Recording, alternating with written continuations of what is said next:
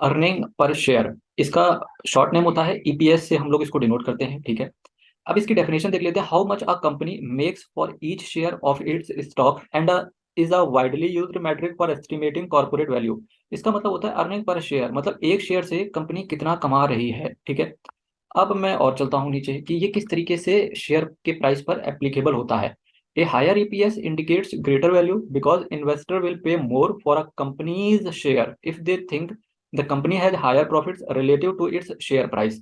अब बात करते हैं किस तरीके से जनरल टर्म में इसका यूज होता है। देखिए, जितना ज्यादा कंपनी का ईपीएस होता चला जाएगा क्वार्टर वाइज, ठीक है, इन्वेस्टर उस प्राइस के लिए, उस शेयर के प्राइस के लिए उतना ही ज्यादा का पेमेंट करता चला जाएगा, ठीक है। तो धीरे धीरे क्या होगा, शेयर का प्राइस इन्फ्लेट होता चला जाएगा, ऊपर होता हुआ चला जाएगा, और यही वैल्यू क्रिएट करता है इन्वेस्टर के शेयर्स के लिए, ठीक है। नेक्स्ट, शेयर मार्केट में वाइडली टर्म जो यूज होता है वो होता है पीई रेशियो का। The price to earning ratio relates to a company's share price to its earning per share, ठीक है। Higher PE ratio could mean that a company's stock is overvalued और that investors are expecting high growth rates in the future, ठीक है। अब इसका मैं meaning Hindi में बताता हूँ, ठीक है। सुनते रहिएगा आप सभी लोग। देखिए, देखते जाइए सामने। इसका मतलब क्या होता है, हायर पीई का मतलब क्या होता है, कंपनी का स्टॉक जो है वो ओवर वैल्यूड है, ठीक है। हायर पीई, जितना ज्यादा पीई रेशियो होगा, इसका मतलब होता है कि कंपनी का जो स्टॉक प्राइस है वो ओवर वैल्यूड है, ठीक है। समटाइम्स प्रैक्टिकल सेंस में ये भी बोलते हैं कि जो हायर पीई वाली कंपनियां होती हैं वो बहुत ज्यादा फेमस कंपनियां होती हैं। हायर पीई वाली कंपनियां जो होती हैं वो बहुत ज्यादा फेमस कंपनियां होती हैं, ठीक है। और अगर आपको मल्टी बैगर सर्च करना है ना, तो आपको लो पीई वाली कंपनी सर्च करनी पड़ेगी, ठीक है। तो जिस कंपनी का प्राइस, जो पीई रेशियो होगा वो कम होगा, जिस कंपनी का पीई रेशियो कम होगा वो कंपनी अभी इतनी ज्यादा फेमस नहीं है। तो मल्टी बैगर कंपनी आप ऐसे ही सर्च करके निकाल सकते हैं पीई रेशियो को चेक करके। और जिन कंपनियों का हायर पीई रेशियो है, इसका मतलब वो कंपनी बहुत ज्यादा फेमस है, सबको पता है। और इतना पता होगा, जो कंपनी सबको पता होती है वो इतना ज्यादा तरीके से रिटर्न को जनरेट करके नहीं दे पाती है, ठीक है। नेक्स्ट नेक्स्ट जो सबसे इंपॉर्टेंट चीज होती है कंपनी के अंदर, एबिटिटा, ठीक है, इसको बोलते हैं एबिटिटा, ठीक है। इसको हिंदी में पढ़ते हैं इस तरीके से। अब फुल फॉर्म क्या होता है, earning before interest and taxes depreciation and amortization, ठीक है। अब इसको कैलकुलेट किस तरीके से करते हैं, देखिए, earning before interest taxes depreciation and amortization is a widely used measure of core corporate profitability. Company के कोर प्रॉफिट को चेक करने के लिए इसका यूज होता है, ठीक है।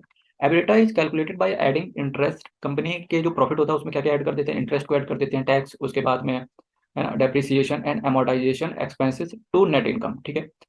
अब मैं बात करता हूँ किस सेंस में इसको यूज किया जाता है। जितना ज्यादा कंपनी का एबिलिटा होगा, मीन्स चांसेस है कि कंपनी का प्राइस उतना ही ज्यादा ऊपर जाएगा, ठीक है। ये आप समझिए, कंपनी का एबिलिटा जितना ज्यादा होगा, ठीक है, चांसेस है कि कंपनी के शेयर प्राइस जो है वो उतना ऊपर जाएगा, ठीक है। अब जब कंपनी का क्वार्टरली रिजल्ट आता है, उसमें लिखा लिखा रहता है मार्जिन 17.1% वर्सेस 14.2%। इस मार्जिन का मतलब क्या होता है, मार्जिन का मतलब होता है कि बिजनेस वर्ल्ड में हम यूज करते हैं।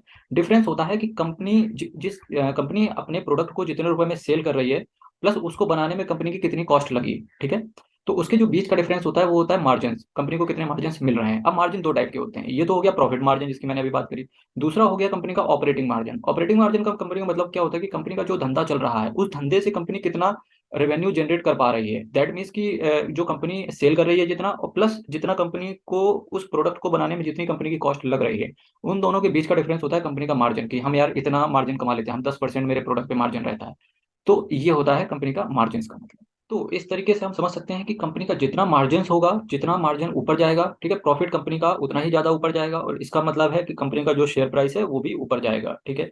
नेक्स्ट मैं चर्चा करने वाला हूँ यहाँ पे मार्केट कैप क्या होता है। आपने पढ़ा होगा मनी कंट्रोल खोलेंगे, उसमें हर कंपनी के नीचे ये वर्ड लिखा रहता है, मार्केट कैप क्या होता है, ठीक है।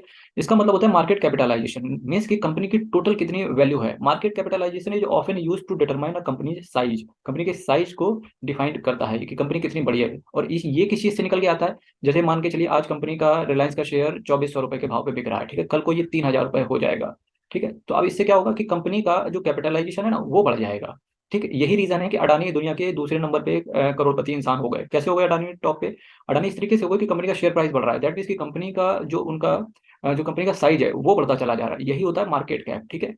तो अब दूसरे टर्म में मार्केट कैप को देखें क्या है, इन इन्वेस्टिंग कंपनीज के क्षेत्र में, इन इन्वेस्टिंग के लिए आपको क्या करना है, company with larger market capitalisation are often safer investment as they represent more establishment companies with generally longer history in business, ठीक है। अब इन्वेस्टमेंट पर्पज से क्या बोला जाता है कि जिन कंपनियों को, जो लार्ज कैप कंपनी होती है, ऐसे नहीं बोलते, जिन कंपनियों को लार्ज कैप कंपनियां हैं, जो कंपनियां, उनमें इन्वेस्ट करना ज्यादा सेफर रहता है। अब लार्ज कैप क्या क्या है, जैसे इन्फोसिस हो गया, टीसीएस हो गया, विप्रो हो गया, सीआईटेक हो गया, है ना। और ये सारी लार्ज कैप कंपनियां, रिलायंस हो गई है ना, तो क्या इनमें इन्वेस्ट करते हैं तो वो सेफर साइड माना जाता है, ठीक है। ROE means return on equity. इसका मतलब होता है कि कंपनी अपनी इक्विटी से कितनी आसानी से इनकम या प्रॉफिट को जनरेट कर पा रही है, ठीक है। हायर रिटर्न ऑन इक्विटी का मतलब क्या होता है, हायर शेयर प्राइस जाएगा, ऐसा बोल सकते हैं हम लोग कि जितना ज्यादा कंपनी का रिटर्न ऑन इक्विटी होगा उतना ही चांसेस है कि कंपनी का शेयर प्राइस ऊपर जाएगा, ठीक है। नेक्स्ट मैं चर्चा करने वाला हूं अब ROCE की। इसको बोलते हैं रिटर्न ऑन कैपिटल एम्प्लॉयड। इसका मतलब क्या होता है, रिटर्न ऑन कैपिटल एम्प्लॉयड का मतलब होता है कि company return on invested capital, company ने जो कैपिटल को इन्वेस्ट कर रखा है, भाई हमसे कंपनी जो पैसे लेती है उसको कंपनी कहीं ना कहीं इन्वेस्ट करती है, उस पर कंपनी उस इन्वेस्टेड कैपिटल से कंपनी कितना रिटर्न को जनरेट कर पा रही है।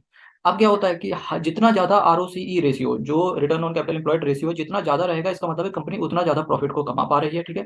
और ये एडवाइजेबल रहता है आपके लिए कि जो सेम सेगमेंट में काम करती है। अब जब फॉर एग्जांपल के तौर पे अगर मैं इन्फोसिस का एग्जांपल लूं, ठीक है, इन्फोसिस का एग्जांपल लिया, अब सेम सेगमेंट में क्या क्या हो सकता है, TCS।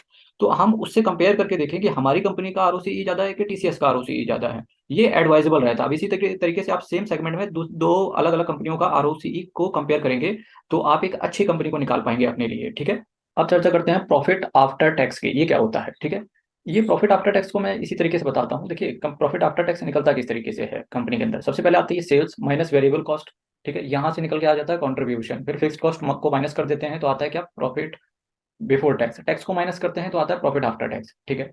अब यही होता है प्रॉफिट बिफोर टैक्स कि टैक्स को देने से पहले कंपनी के पास कितना प्रॉफिट है, बस आपके लिए इतना बेहतरीन है समझने के लिए, ठीक है। आप कंपनी का क्वार्टर वाइज जितना प्रॉफिट बिफोर टैक्स ऊपर होता चला जाए, समझते जाइए कंपनी के अंदर प्रॉफिट आ रहा है, आपको डरने की कोई जरूरत नहीं। ASM कैटेगरी, अब ये ASM कैटेगरी होती क्या है, फुल फॉर्म जानते हैं इसका, एडिशनल सर्विलेंस मेजर। ASM ये इसका फुल फॉर्म होता है। ये इनिशिएटिव क्या है, ये सेबी का एक इनिशिएटिव है to enhance the market integrity and safeguard the interest of the investors. जब कोई शेयर फ्रेंड्स बहुत ज्यादा भाग जाता है, जो शेयर बहुत ज्यादा रिटर्न दे चुका होता है, तो उसको सेबी क्या करता है कि ASM कैटेगरी में डाल देता है कुछ दिन के लिए, ठीक है। अब वो शॉर्ट टर्म भी हो सकती है, अब वो लॉन्ग टर्म भी हो सकती है, ठीक है।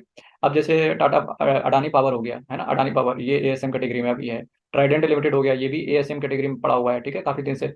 तो ASM कैटेगरी में एक तो सर्किट रेट 4% का रिवाइज कर देते हैं, और जो शेयर ASM कैटेगरी में नहीं होते हैं उन पे सर्किट रेट रहता है 20% का, ठीक है।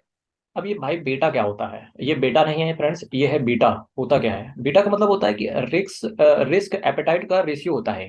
Whether or not a stock has a good beta value depends on what you are looking for in a stock.